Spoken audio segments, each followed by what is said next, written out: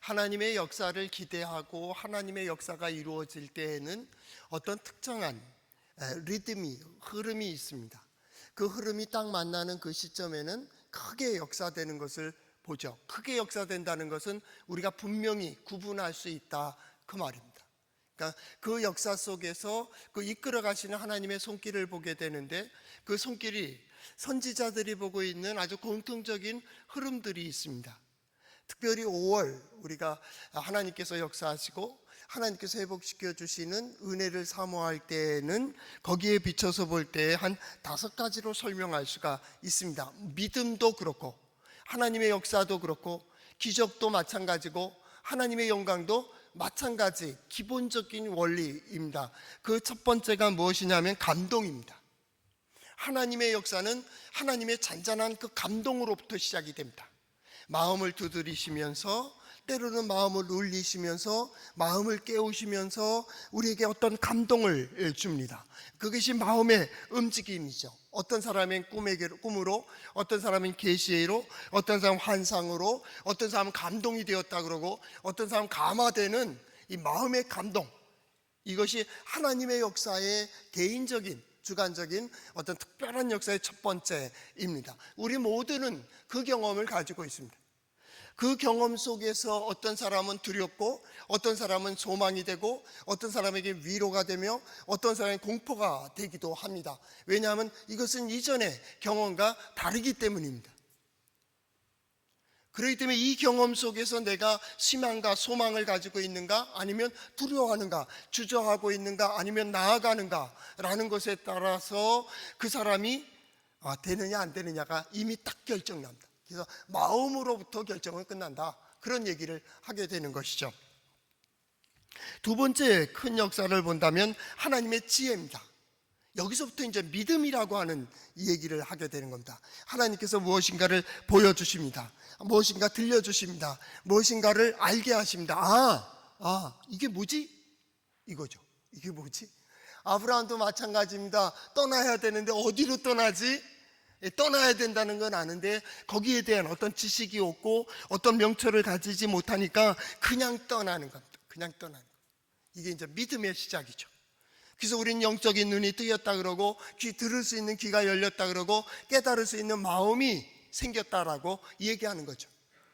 그래서 믿음은, 진정한 믿음은 보고 싶은 걸 보는 것이 아니고 보여주시는 대로 보는 것이고, 들려주시는 대로 듣고 깨닫게 해주시는 대로 결단하는 것, 이게 믿음 혹은 신앙, 그렇게 얘기합니다. 이게 지혜입니다. 지혜. 그런데 이 보여지더라도 두려움이 있습니다. 보여지는데 보여지면 길이 열려야 되는데 길이 안 보이는 거예요. 이게 길인지 아닌지를 모르는 거예요. 왜 그러냐면 인간은 과거의 경험이 있기 때문이겠습니다. 과거의 지식이 있기 때문에 과거의 실패의 역사가 있고, 과거의 인간의 역사란 절대적이질 못한다. 지금까지의 경험은 새로운 역사로 비교한다면 아무것도 아닙니다. 만약에 그대로 결단하다간 또 다시 악순환되는 겁니다. 좀 되는 듯 하다가 무너지다가 낙심하다가 이게 아니구나 하고 돌아서고, 다시 소망을 가지고 다시 희망이 생기고 또 낙심하고 또 떨어지고, 이게 악순환된다, 그 말입니다. 그렇기 때문에 이 하나님께서 보여주시고 들려주심에도 불구하고 우상숭배를 하면 계속 매어지는 게, 귀신에 매이는 이유가 뭡니까? 내가 믿고 싶은 대로 믿고 느껴지는 대로 느끼고 그렇게 되다 보니까 거기에 매이는 거예요. 여기에 두 종류의 사람이 있습니다. 어떤 사람은 두려워합니다. 그리고 낙심하게 됩니다. 그러나 어떤 사람들은 희망을 가지고 소망을 갖게 됩니다. 그래서 그 길이 무엇인가를 찾게 됩니다. 그래서 하나님께서 들려주신 대로, 보여주신 대로 그 길을 선택하게 되는 것이죠. 이게 지혜입니다. 지혜. 모두가 마찬가지입니다. 코로나 시대가 지납니다. 경기의 긴축이 시작됩니다. 그럼에도 불구하고 인플레가 내려앉질 않고 있습니다. 국가들 간의 영역 싸움이 시작이 됩니다. 이것이 어디까지 불똥이 튈지를 모릅니다. 영역 싸움이 끝나면 어떻게 되겠습니까? 우리의 세력의 흐름이 완전히 바뀌게 됩니다. 코로나 이전과 이후의 세대가 달라지는 것처럼 완전히 다른 세상에 진화된 그 세상을 우리는 맞이하게 될 것입니다. 그럼에도 불구하고 18세기에 19세기에 20세기의 사고를 가지고 오늘 21세기를 선택하겠습니까? 안 되는 거예요. 안 되는 거예요. 우리는 그래서 세상을 향하여 우리는 약하구나, 우리는 부족하구나, 그러면 새로운 역사를 어떻게 볼 수 있을까? 그래서 세상을 향하여 아니요, 하나님이 함께 하시면 된다. 하나님께서 도와주셔야 된다. 하나님께서 눈을 열어주셔야 된다. 하나님께서 내 마음을 붙들어 주셔야 된다. 하나님께서 인도해 주셔야 된다고 하는, 하나님을 경외하는 것이 지혜의 근본이고 지식의 시작인 것을 우리는 인정합니다. 거기서부터 시작하자, 그 말. 이게 믿음. 그 믿음을 가진 사람들이 이제 용기를 갖게 됩니다. 하나님은 그때 세 번째 역사가 용기입니다. 발을 내디딜 수 있는 결단력을 허락하십니다. 그래서 거기에 해석이 있습니다. 말씀이 들려지고 또한 보여진 대로 하나님께서 인도하시는구나, 하나님께서 역사하시는구나. 그래서 어떻게 합니까? 발을 내딛기 시작하는 거예요. 그게 불속이라 할지라도 물속이라 할지라도 세상 사람들은 그것이 바보라고 얘기할지 몰라고 어리석다고 얘기할지 모르지만 하나님의 뜻이기 때문에 우리는 결단하며 나아갑니다. 이게 세 번째 용기입니다. 나아가는 것 용기이기도 하지만 뒤로 물러가는 것도 용기입니다. 왜냐하면 자기의 자존심을 내려놔야 되기 때문입니다. 아무리 많은 것을 이루었다 할지라도 이것이 하나님의 뜻이 아니라면 지금 당장이라도 내려놓아야 됩니다. 지금 작은 충격이 나중엔 큰 충격으로 바뀌기 때문입니다. 하나님의 뜻이 아닌 것은 다 무너지게 되어 있습니다. 허무하게 되어지게 되어 있습니다. 이게 창조의 질서입니다.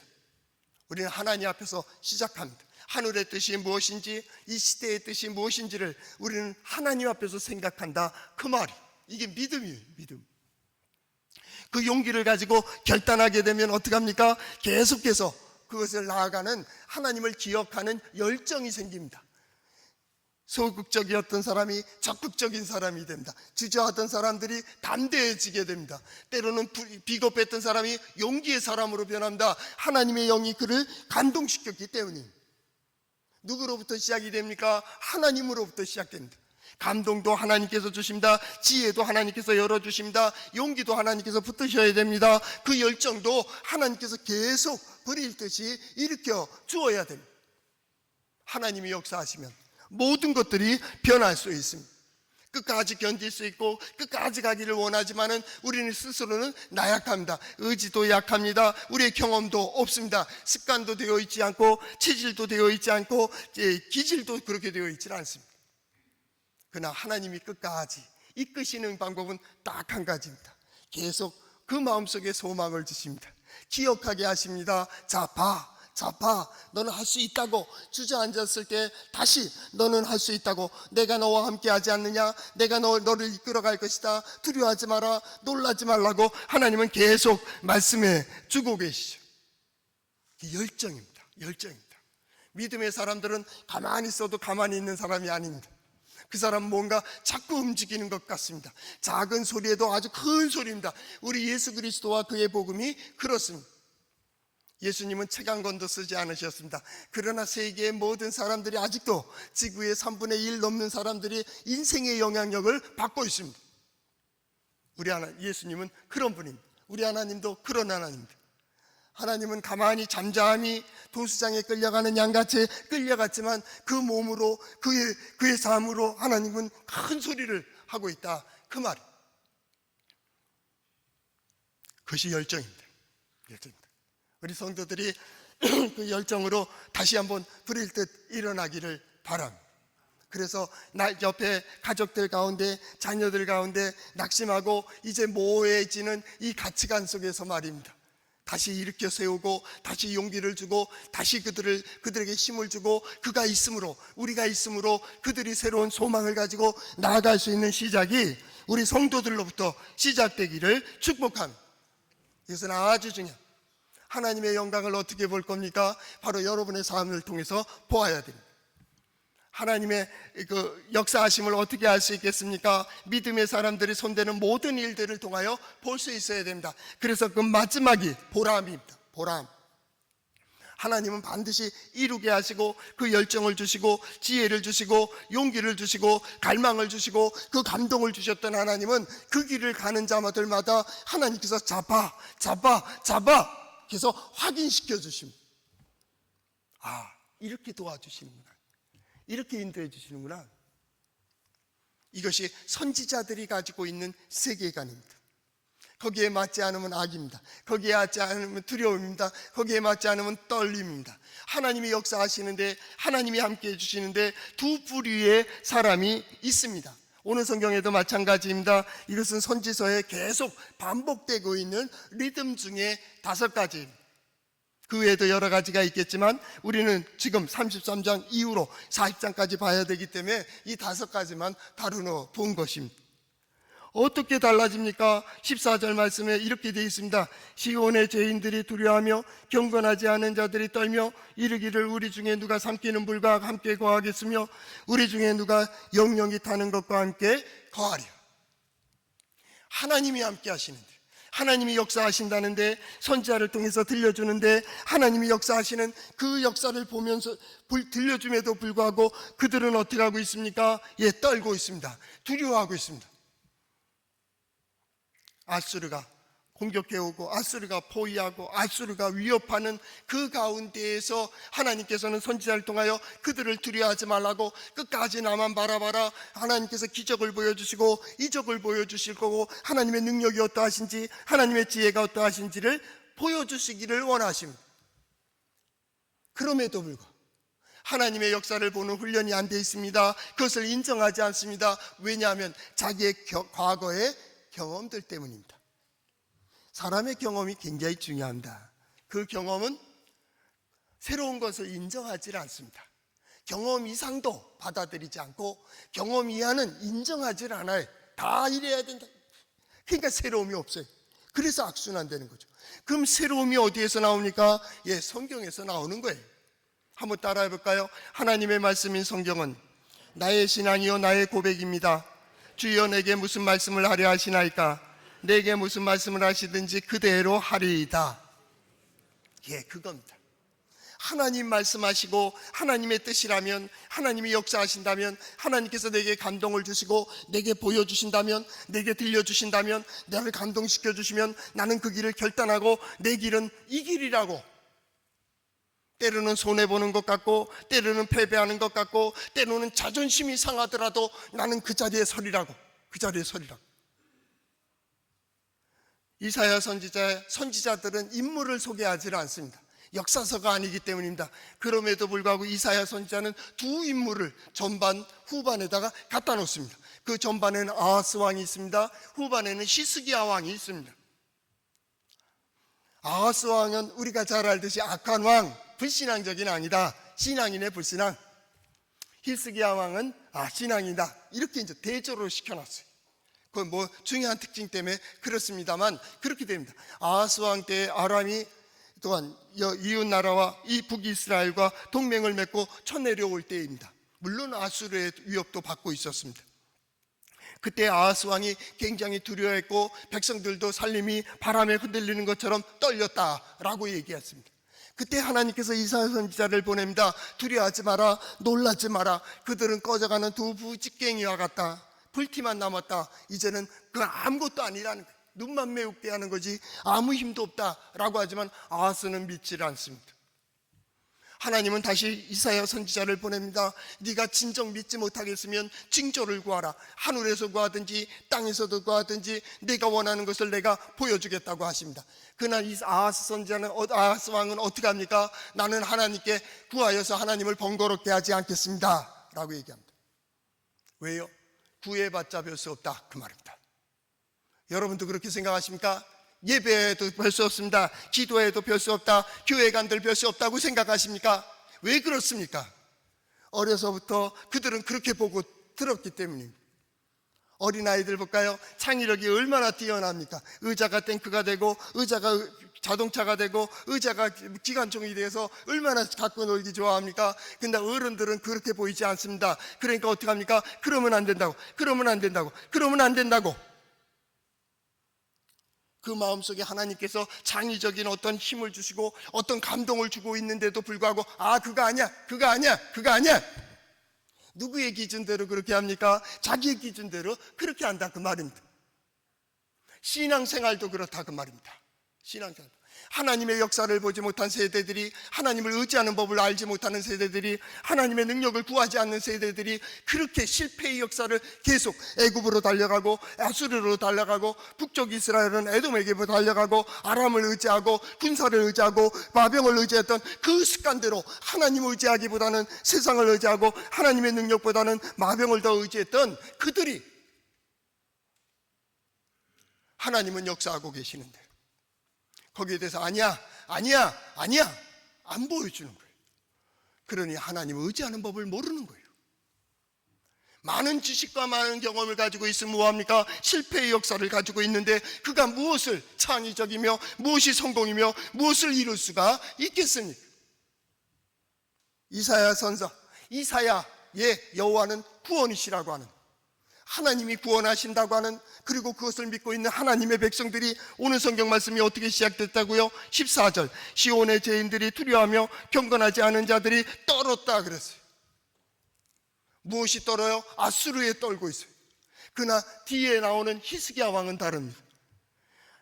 아수르의 사네립 왕이 보낸 군사들이 예루살렘을 보유했습니다. 왕이 친히 친전했습니다. 자꾸 쳐들어왔습니다. 그것이 두려웠습니다. 그리고 공포에 협박 문서를 보냈습니다. 히스기야 왕 어떻게 합니까? 그 문서를 가지고 성전으로 올라갑니다. 그 앞에 가서 하나님 앞에 내어놓고 그것을 펼쳐놓고 눈물을 흘리면서 슬프다고, 하나님이요 하나님의 백성들이 범죄하여서 이렇게 약한 자가 되었습니다. 하나님 도와주세요. 하나님 도와주세요. 히스기야에게 하나님 말씀하십니다. 너희는 싸울 것이 없다고. 내가 이 전쟁을 끝내주겠다고. 왜 그렇게 됐습니까? 그 다음 전쟁 싸움도 하지 않았습니다. 그들은 도망가듯이 떠나갔습니다. 왜요? 본국에서 아들들이 반란을 일으켰습니다. 반역을 일으켰습니다. 그거 수습하러 나가는 동안에 이들이 다 퇴각하게 되었습니다. 히스기야는 전쟁도 아니하고 그리고 승리하게 되었다 그 얘기입니다. 아주 대조적입니다. 여러분은 어느 쪽입니까? 오늘 성경 말씀에 나오는 시온의 죄인들이 두려워하며 경건하지 않는 자들이 떠는 것처럼 떨고 있습니까? 그들이 무엇을 말하고 있습니까? 14절 중반절, 우리 중에 누가 상피는 불과 함께 거하겠으며 우리 중에 누가 영영이 타는 것과 함께 거하리요. 여기에 보면 삼키는 불이 뭡니까? 하나님을 상징합니다. 삼키는 불은 히브리어 언어에 하나님을 상징해요. 하나님. 영영이 타는 불은 뭡니까? 하나님입니다. 그는 거룩하십니다. 부정한 모든 것들을 태우십니다. 그 모든 것들은 근처에도 오지를 못하게 되어 있습니다. 누가 하나님과 함께하며 누가 하나님과 함께 거할 수 있겠느냐고. 그런데 오늘 성경 말씀이 있기 전 10절 말씀에 여호와께서 말씀하십니다. 내가 이제 나 스스로를 드러내겠다. 내가 어떠한 존재인지를 드러내겠다. 내가 높아지겠다. 내가 너 영원히 어떻게 존재하겠다는, 높아진다고 하는, 높이며 높아지리라. 그런데 하나님은 놀랐습니다. 이들은 불신앙 가운데 떨며 두려워하며 누가 하나님의 역사를 구할 수 있을까? 누가 하나님이 함께 하신다 그러느냐? 하나님이 우리와 함께 하신다면 어찌 이런 일이 있겠느냐고 얘기하고 있는 그들. 선지자는 이렇게 얘기합니다. 15절에 오직 공의를 행하는 자, 정직히 말하는 자, 토색한 재물을 가증히 여기는 자, 쭉 나간다. 진리와 함께 진실하게 하나님을 섬기는 자, 그가 16절, 그는 높은 곳에 거하리라. 어떻게 높은 곳에 거할 수 있을까요? 하나님께서 그 자리에 세워주시겠다 그 얘기입니다. 어떤 의미에서 보면 공의를 행하는 자는 불의한 세상에서 손가락질 받는 자입니다. 정직히 행하는 자는 불의한 사람들 가운데서 어리석은 사람이 될 것입니다. 토색한 재물을 가증히 여기는 자는 어떤 토색한 물건들을 취하는 지도자들에게 의해서는 바보 취급을 당할 겁니다. 그러나 이것이 하나님께서 나를 감동시키시고 나를 인도해 주시는 길이라고 진실이 행하는 자, 즉 이사야 선지자가 말하는 남은 자는 돌아오리라. 남은 자는 돌아오리라. 모두 다가 하나님을 버린 것 같지만 하나님을 섬기는 자들이 있다라는 거예요. 하나님의 뜻을 행하지 않는 것 같지만 하나님의 뜻을 행하는 자가 있다라는 거예요. 선지자도 속을 정도입니다. 엘리야 선지자가 얘기했죠. 모두 하나님을 버리고 모두 하나님을 떠났습니다. 그럴 때 하나님께서는 바알에 무릎 꿇지 않은 자 7천을 내가 남겨두었다. 이제 아합이 나를 죽이려고 합니다. 이제 다 끝났습니다 할 때 하나님 뭐라고 하십니까? 아니야. 네가 왕을 세워야 되고 선지자를 세워야 되고 네가 할 일이 아직도 많이 남아있다고. 여러분들은 어떻게 생각하십니까? 우리가 가지고 있는 문제가, 우리가 인생에 닥친 이 짐이 무거워서 버거워서 이제 끝이고 이것은 소망이 없다고 생각하십니까? 예, 우리는 언제나 소망이 없음을 인정해야 됩니다. 나의 능력은 부족하고 나의 지혜도 부족하고, 왜? 우리는 과거에 매여 있기 때문입니다. 또 쓰러지고 또 쓰러졌을 때 하나님은 선지자를 통해서 말씀하시는 겁니다. 그래, 내가 세운다고, 내가 높여준다고, 내가 들어준다고, 내가 세워준다고, 내가 붙들어주겠다고. 성경은 계속 그걸 얘기하는 겁니다. 내가 하나님이 하시겠다. 내가 이제 그래서 높은 곳에 거하게 될 것이다. 이것이 바로 지혜입니다. 하나님께서 보여주십니다. 하나님께서 들려주십니다. 그리고 어떻게 됩니까? 17절 말씀에 내 눈은 왕을 그의 아름다운 가운데 보며 강활한 땅을 눈으로 보겠고 라는 말입니다. 이 왕은 어느 왕입니까? 역사 주경학자들은 히스기야 왕이라고 얘기하고 있지만 좀 더 우리 깊이 생각해 볼까요? 높은 곳에 누가 계십니까? 하나님이 계십니다. 그 하나님은 어떤 하나님입니까? 믿음의 사람들에게는 우리가 오늘 성경 말씀 읽었듯이 22절 대저 여호와는 우리의 재판장이시요 여호와는 우리의 율법을 세우시니요 여호와는 우리의 왕이시니 그가 우리를 구원하실 것이라. 우리의 왕은 누굽니까? 하나님입니다. 우리의 왕은 누굽니까? 예수 그리스도입니다. 그분을 보는 겁니다. 가장 높은 곳에서 그분을 보는 겁니다. 이 육체가 하나님을 보는 게 어떻게 볼까요? 하나님의 역사를 보는 겁니다. 하나님의 이루신 일들을 봅니다. 그러면서 뭡니까? 우리 하나님 능력이 있다라는 겁니다. 우리 하나님 지혜로우시다.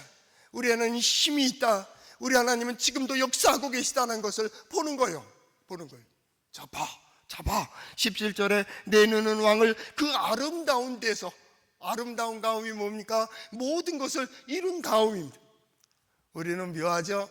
이루기 전에는 못 믿습니다. 지금 여러분 얼마나 믿고 있습니까? 여러분은 대단하시군요. 저는 믿지 못합니다. 그래서 기도합니다. 하나님 보여주세요. 우리 교회를 통해서 보여주세요. 우리 성도들을 통해서 보여주세요. 하나님 저 자신을 통해서 보여주세요. 우리는 보지 않고는 믿지 못합니다. 하나님은 그래 봐 보여주실 것입니다. 여러분에게 보여주실 것입니다. 여러분의 가정에 보여주실 것입니다. 여러분의 자녀들을 통하여 보여주실 것입니다. 그리고 말씀하실 겁니다. 보지 않고 믿는 자가 크다. 그때 우리는 얘기합니다. 보지 않고 믿는 자가 큰데, 그러면 결론적으로 뭡니까? 나는 작은 자입니다. 하나님, 저는 작은 자입니다. 하나님은 그걸 아십니다. 그래, 내가 키워줄게. 내가 세워줄게. 그 높은 곳에서 봅니다. 뿐만 아닙니다. 광활한 땅을 봅니다. 넓은 세상을 봅니다. 우리는 좁은 문으로 들어갑니다. 좁은 길을 갑니다. 그러나 그 문을 통과했을 때는 넓은 세상이 펼쳐져 있는 것을 볼 수 있게 될 것입니다. 그때는 누구도 아무 말 하지 못할 겁니다. 왜냐하면 하나님 분명히 역사하시기 때문입니다. 지금 코로나 시대, 또 경제적인 문제의 시대, 또 영역의 싸움의 시대, 이 시대가 지나가는 이 길은 참으로 힘들고 어려운 세대입니다. 그럼에도 불구하고 이 시간 나와서 하나님께 예배합니다. 그리고 하나님께 기도합니다. 하나님의 말씀을 듣고 갑니다. 이것이 좁은 길이고 좁은 문일 수도 있습니다. 그러나 하나님이 이 길이 통과된 후에 앞으로 코로나가 1년 반, 2년 정도 계속 진행되고 있다고 한다면 여러분은 어떤 것도 선택하면 안 됩니다. 어떤 것도 생각 깊이 하면 안 됩니다. 어떤 것에 대한 판단도 가지면 안 됩니다. 그저 결정한 대로 끝까지 가는 겁니다. 이스라엘에 갔을 때 이스라엘 밑에 그 히스기야 터널이 있습니다. 그 수로인데 그 수로에 들어갈 때 깜깜합니다. 아주 좁아요. 어떤 때는 좁아서 옆으로 이렇게 해서 지나가야 되는데, 여러분 가보신 분들 알겠지만은 이건 눈을 감아도 껌껌하고 눈을 떠도 껌껌합니다. 아주 껌껌합니다. 어떡합니까? 그저 앞을 향해 가는 겁니다. 우리 마찬가지입니다. 어렵고 환난 있고 힘들 때에는 그저 결정한 대로 가는 겁니다.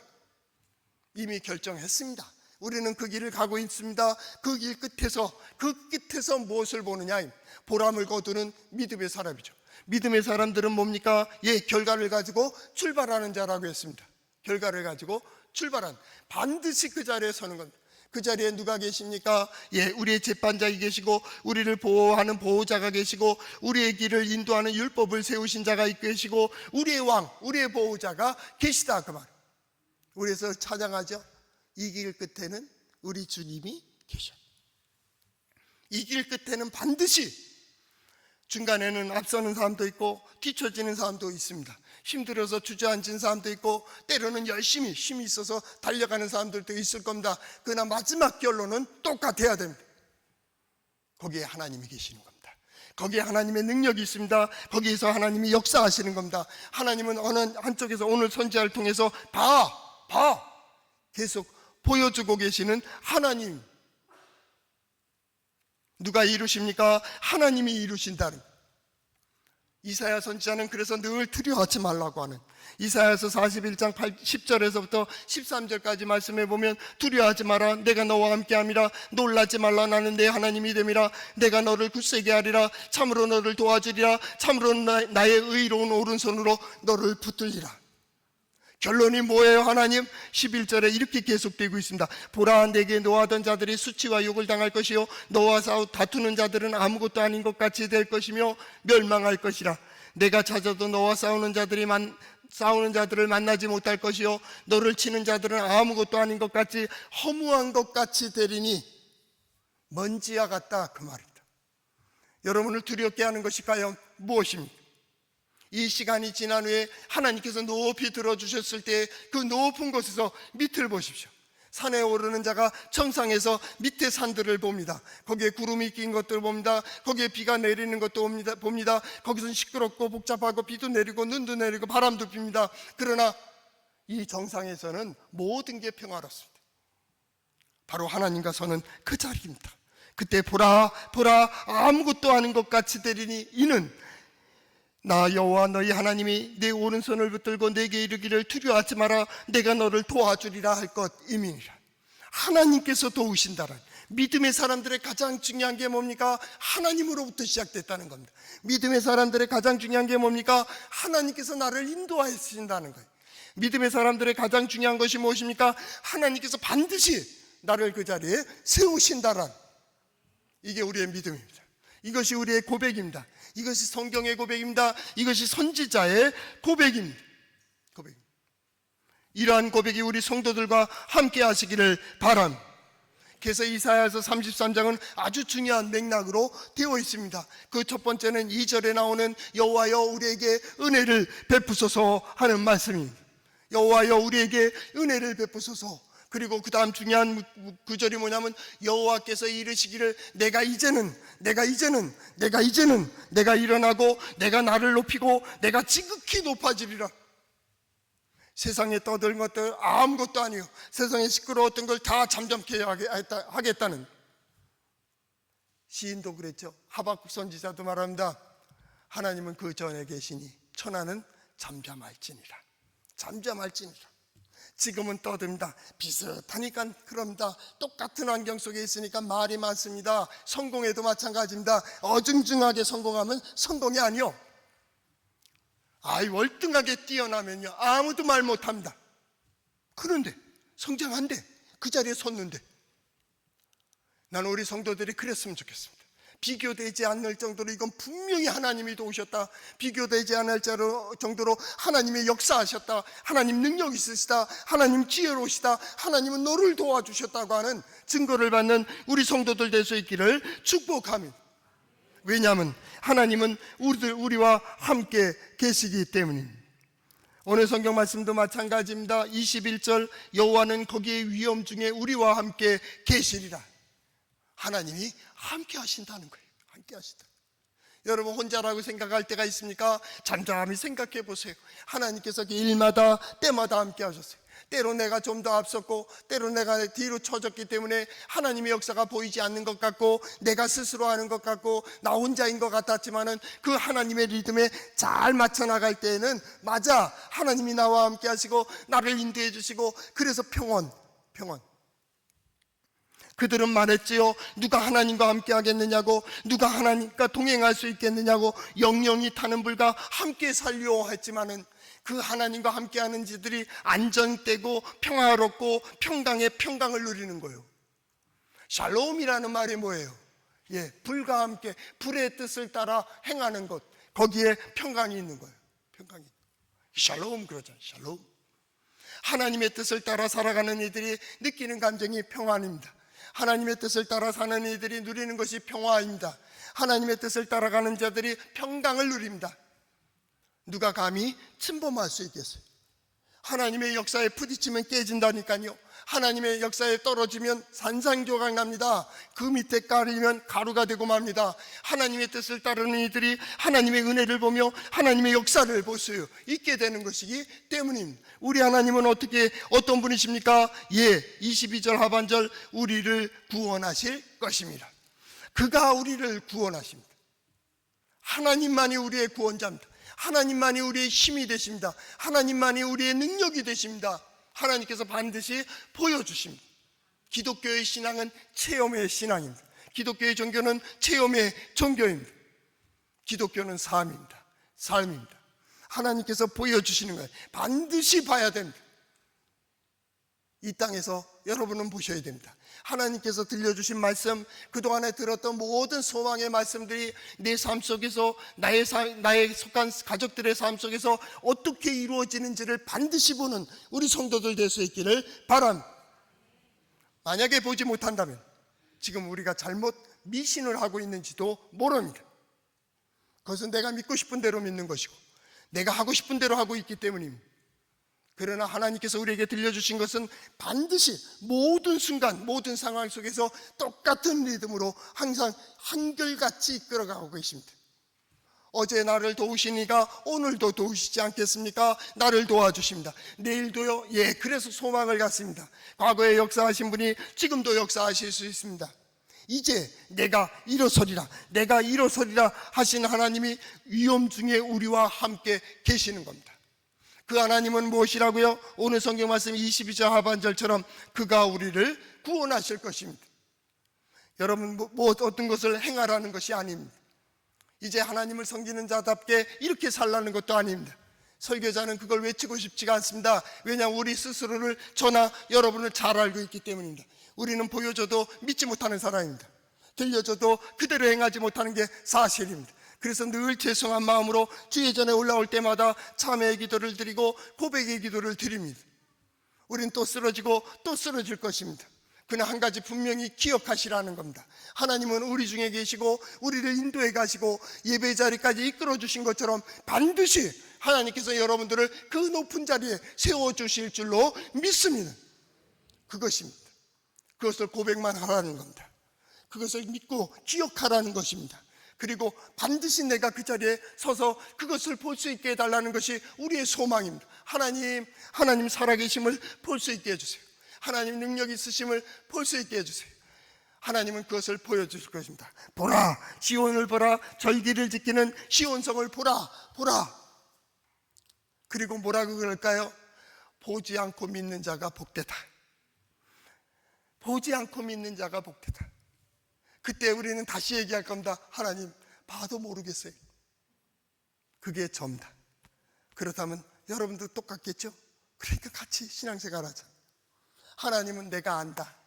내가 안다. 그래서 내가 너희를 만드는 거야. 우리는 또 쓰러지고 보고도 못 믿는 그런 작은 자이지만은 하나님께서는 계속 우리를 보여주시고 또 보여주시고 또 보여주시면서 하나님의 영광을 드러내며 봐, 이런 사람도 하나님께서는 이렇게 역사하신다고.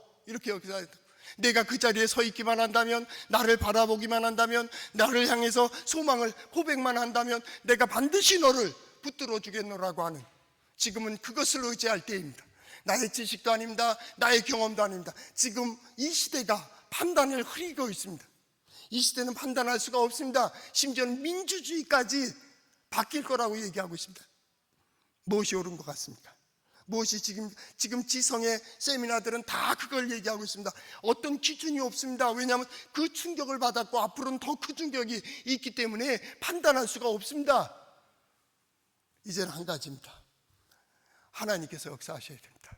하나님께서 인도해 주시고 하나님께서 역사해 주시는 우리 동해제일장로교회 우리 성도들 되어서 이 시간이 지난 후에 이 터널이 끝난 다음에 하나님께서 이렇게 이루어 주셨노라고 고백하는 우리 성도들의 삶이 될 수 있기를 축복합니다.